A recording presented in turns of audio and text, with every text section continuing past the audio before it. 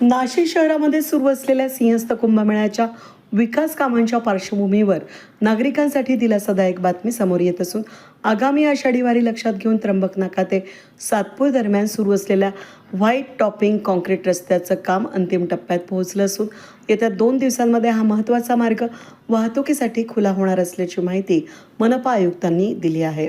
आषाढी वारीसाठी लवकरच संत निवृत्तीनाथ महाराजांची पालखी त्र्यंबकेश्वर इथून पंढरपूरकडे प्रस्थान करणार असून पालखीचा मार्ग याच रस्त्यावरून जाणार आहे।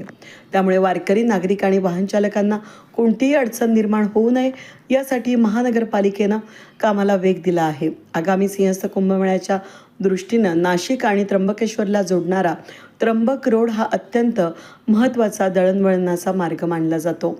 खडकाळी आणि ITI त्याचबरोबर ITI ते मनपा हद्दीपर्यंत सुरू असलेल्या रस्ता प्रकल्पाअंतर्गत त्र्यंबकनाका ते वॉश सर्कल आणि ITI सिग्नल ते सातपूर गाव या टप्प्यातील काम जवळपास पूर्ण झालंय।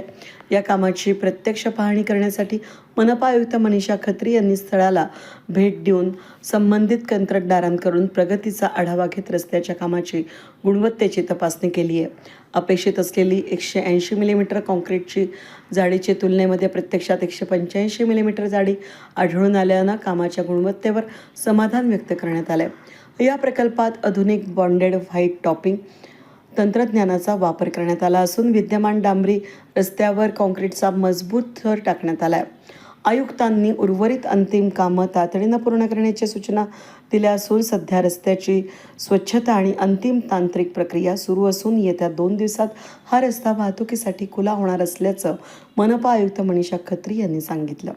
आज आम्ही त्र्यंबक रोडची पूर्ण पाहणी केलेली आहे। खडकाली सिग्नल पासून आपण सुरू केलं आणि आता आपण हद्दीपर्यंत मनपाची हद्दीपर्यंत जाणार आहे। तर बऱ्यापैकी आपलं काम चांगलं झालं आहे आणि इथे आज जिथे मी आहे सध्या आपण बघू शकता कोर पण आपण घेतोय। तर रस्त्यात आपण आतापर्यंत मी पण स्वतः 2 कोर घेतले आहे, तिथे पण प्रॉपर क्वालिटी सापडली आहे। इथे पण आता ते कोर घेत आहे आणि आपण इथे पण बघू तर क्वालिटीचा विषय नाही आहे, एकदम चांगली वर्कमॅनशिप मध्ये आपण काम केलेलं आहे।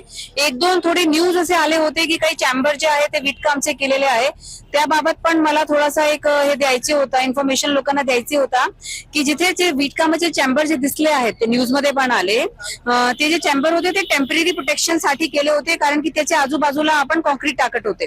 कॉन्क्रीट जे आहे ते डायरेक्ट चॅम्बर मध्ये फ्लो होऊ नये, कारण की ते जुने चॅम्बर आहे, म्हणून आपण विटाचा प्रोटेक्शन दिला।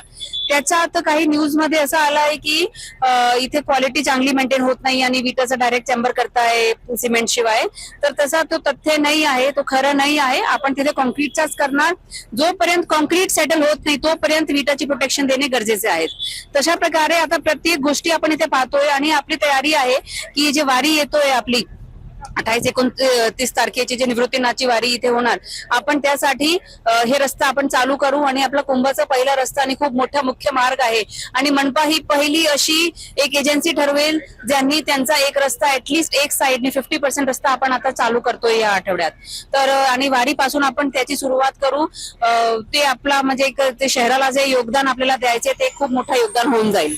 दरम्यान शहरातील रस्ते विकास कामांची गुणवत्ता आणि टिकाऊपणाला सर्वोच्च प्राधान्य देण्यात येत असून नागरिकांना सुरक्षित आणि दर्जेदार पायाभूत सुविधा उपलब्ध करून देण्याचा महानगरपालिकेचा प्रयत्न असून रस्ता वाहतुकीसाठी खुला झाल्यानंतर सातपूर त्र्यंबक रोड आणि परिसरातील हजारो वाहन चालकांचा प्रवास अधिक वेगवान आणि सुलभ होणार असून आषाढी वारीच्या पार्श्वभूमीवर नागरिकांना मोठा दिलासा मिळणार आहे। वेद न्यूजसाठी प्रतिनिधी कमलाकर तेवड्यासह मी मनाली गर्गे, सातपूर।